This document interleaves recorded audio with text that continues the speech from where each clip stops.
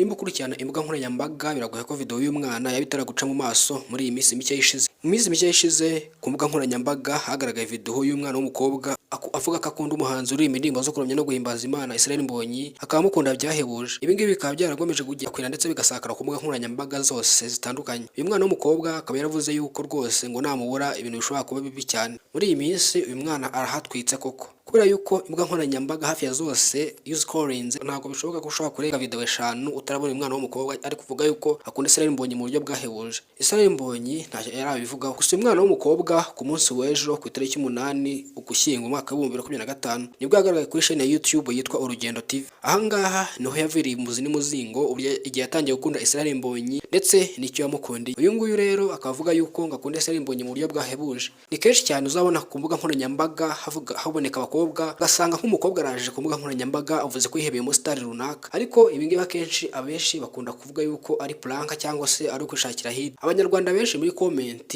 niko bagiye bavuga, bamwe bati hit koko kwishaka ntago bikigoranye, abandi bati wapfuye yarihuse. Uyu mwana w'umukobwa iyi video ye kuri iyi chaîne ya YouTube yitwa Urugendo TV, iyi video y'uyu mwana w'umukobwa comment ziriho ni nyinshi kurusha like. Ibintu binatangaje cyane ku yandi video yose atandukanye. Uyu mwana w'umukobwa avuga yuko akunda Israel Mbonyi byo gupfa kugera aradasinziriye kubera we. Niba ushaka kugenda ukurikirana amakuru umunsi ku munsi agezweho ugomba gukanda subscribe kuri Taifa Rwanda niba uhageze bwa mbere. Uwo dusanzwe tubana urw'agaciro kuri twebwe aho tumaze kugera niwe tubikesha. Uyu mwana w'umukobwa rero avuga yuko agomeje kumera nabi cyane by'umwihariko biturutse ku ihungabana afite kubera ko ashaka kureba Israel Mbonyi amaso ku maso. Mbese bizagenda bite ngo bahure? Gusa abanyarwanda n'abandi baturage cyangwa se abandi bantu bakurikirana imbuga nkoranyambaga bya hafi bavuga yuko abantu bakoresha amayeri menshi ahava kugira ngo bamamare. Gusa abantu bose ntago babyizera, harabifata nk'ibyanyabyo rwose bitewe n'uburyo bivugamo n'amarangamutima afite. Gusa ntago ari bose bashobora kuvuga ko yuko bakunda umuntu runaka ngo babivuge bibavuye ku mutima. Uyu mwana w'umukobwa witwa Delphine yavuze yuko nk'uko amaze iminsi abitangaza, yavuze yuko akunda Israel Mbonyi byo gupfa ku buryo niyo yagiye gukaraba muri douche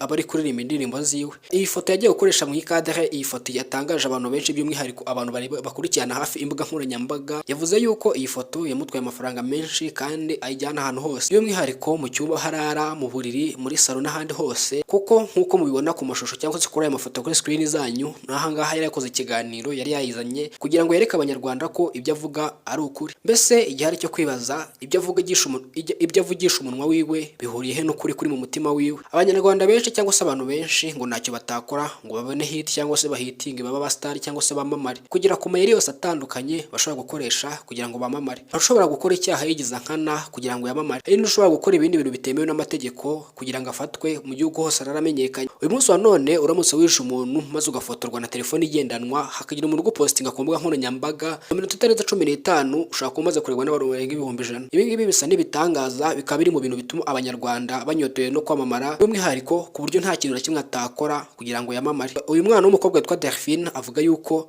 nta kintu atakora kugira ngo abone Israel Mbonyi, by'umwihariko anasaba abanyarwanda ngo bamushyigikire bagomeze kumuba hafi, by'umwihariko kuzageza igihe azahura na Israel Mbonyi wahoze mu byifuzo bye ngo ndetse akunda byahebuje. Israel Mbonyi nawe nta kirabivugaho, gusa aramutse agize icyo abivugaho tukabamenyesha. Ariko ndagushimiye wowe wagomeje gukurikirana iyi video kuva itangiye kugera magingo aya ngaya. Kwibatsa ko hano ari kuri Taifa Rwanda, nawe ngewe nitwa Eric Taifa. Nimba uri mushyashya kanda subscribe kugira ngo tujye tubana umunsi ku munsi mu makuru atandukanye agezweho.